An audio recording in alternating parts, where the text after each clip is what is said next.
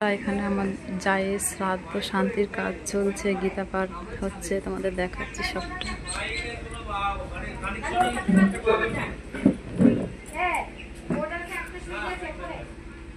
ওখান থেকে ভোল্টেজে গিয়ে ইয়ে করতে হবে, লাল মানে না গেলে ভুল নমঃ রচিতং পদ্ম ঐতান্তে সাক্ষাদনং কৃত রজতং দেবানাং দেবাস্য আনেন মারকুণ্ডায় নমঃ।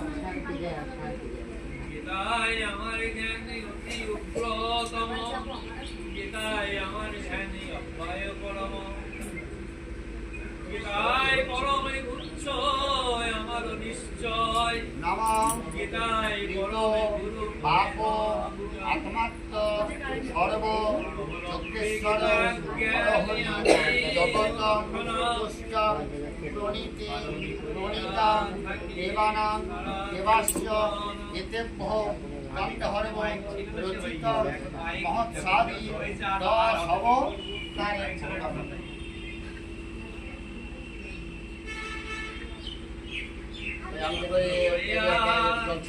সারা ত্রিভুবন গীতায় অনিবার্য পদ। কৃত আনেন দেবানাং দেবায় সর্ব রচিতং পূর্ণং কৃত অহং দদামি আনেন দেবায় কৃত এতেভ্য ষোড়শ দান সাচ্ছাদনং তৈজ কৃত দেবা দেবায় দ্রব্যাদি পূর্ণানি সর্ব দেবায় মাতৃভ্যো নমঃ।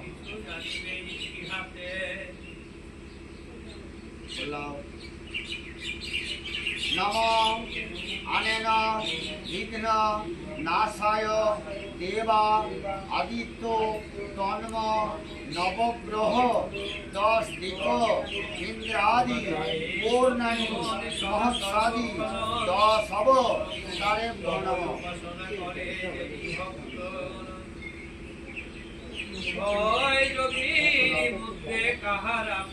নমঃ রচিতং কৃতায় দেবা এতেভ্য পূর্ণানি সর্ব লোক কৃত প্রেতস্য পরিত্যাগ আনেন বিনিমুক্তি নরলোক পরিত্যাগ দেবা দেবায় আনেন পূর্ণানি শ্রাদ্ধং বাসসং প্রারম্ভে কর্মণং দেবায় মাতৃভ্যো নমঃ। সে আমাকে লভে সেই জন ইহাতে মাখাও চোখে মুখে বুকে দাও, চোখে মুখে বুকে দাও। হরে কৃষ্ণ। যেখানে ছিলাম তো আমরা আজকে পড়ে আছি কোথায়? সংসারময় জগতে।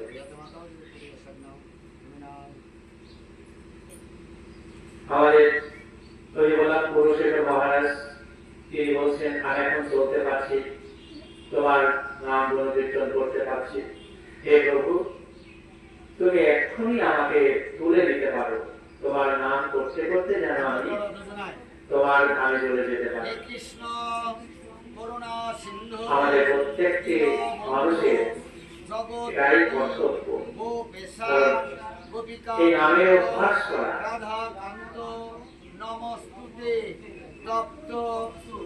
আমাদের নামের অভ্যাস করা যে তার নাম করতে করতে আমরা চলে যেতে পারি। আমার যখন দেহ কাজ করবে না, সমস্ত ক্রিয়া উপাসনা অপেক্ষা হয়ে যাবে, তখন আমি ভগবানকে ডাকতে পারবো। আমি ভগবানকে ডাকতে ডাকতে ধ্যান কীর্তন করতে করতে যেন এই পৃথিবী ছেড়ে আমি চলে যেতে পারি। আমার মা এই মাধবনী শেখার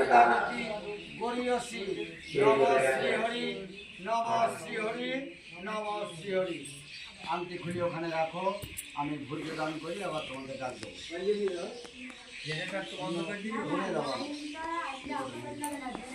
জেনারেটরটা বন্ধ করলে হবে না, লাইন আরে ভাই ভালো লাগে না তবে আমাদের ডাক আসছে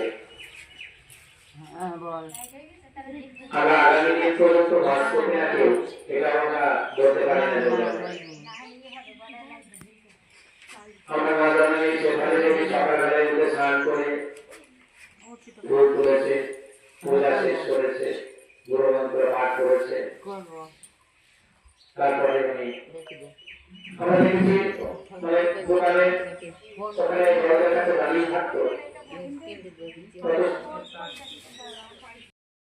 কিভাবে সবাই জানতে পারবে বলেন অধিগত কামামে ভবত প্রভবে যে রশ্মি নমোদসুদাম স্বয়ান বলে প্রথম গেরস্মি নিয়তমাভিরম বলেন অধিগত প্রথম প্রভবে গেরস্মি মধুসূদন প্রয়াণ কালে দেওয়া কথা গেয় হচ্ছে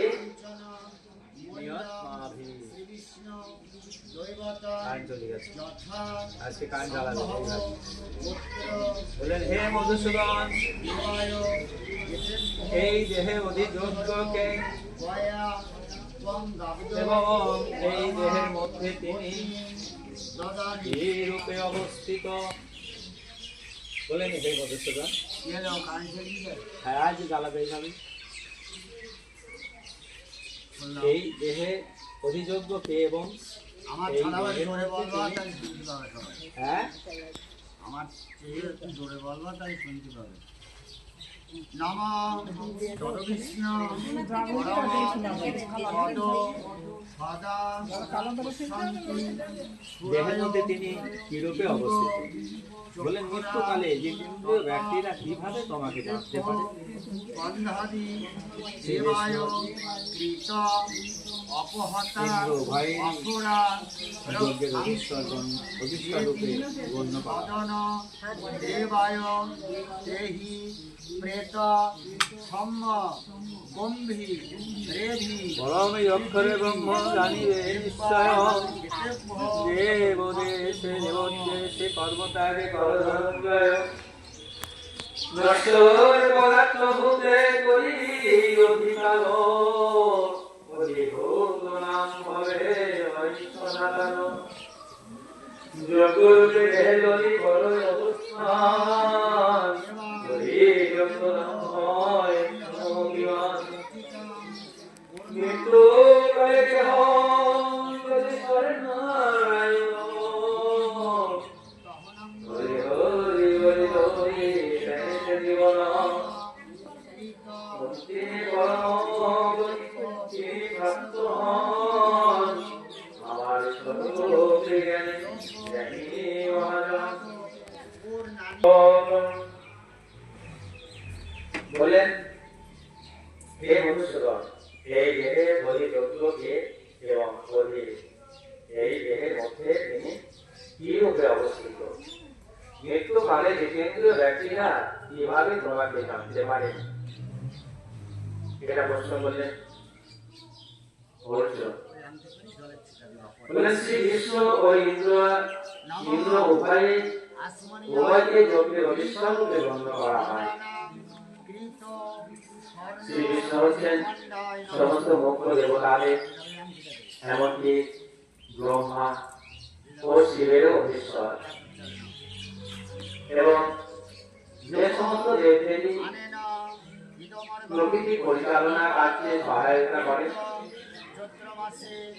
ইন্দ্র তাদের মধ্যে প্রধান দেবতা বলে যজ্ঞ অনুষ্ঠানে শ্রী বিষ্ণু ও ইন্দ্র উভয়েরই উপাসনা করা হয় যেগুলি লোকে বিষ্ণু এবং ইন্দ্রের উভয়কে স্মরণ করা হয় কিন্তু এখানে অর্জুন জিজ্ঞেস করছেন অর্জুন জিজ্ঞাসা করছেন যে যজ্ঞের প্রকৃত অধীশ্বরটাকে এবং কিভাবে তিনি জীবের দেহে অবস্থান করে। প্রত্যেকটা জীবের দেহে কিভাবে তিনি অবস্থান করেন ভগবানের কাছে জানতে চাইলে হচ্ছে। অর্জুন এখানে ভগবান শ্রীকৃষ্ণকে মধুসূদন নামে সম্বোধন করেছেন, কারণ এই মধুসূদন নামে সম্বোধন করার কারণ হচ্ছে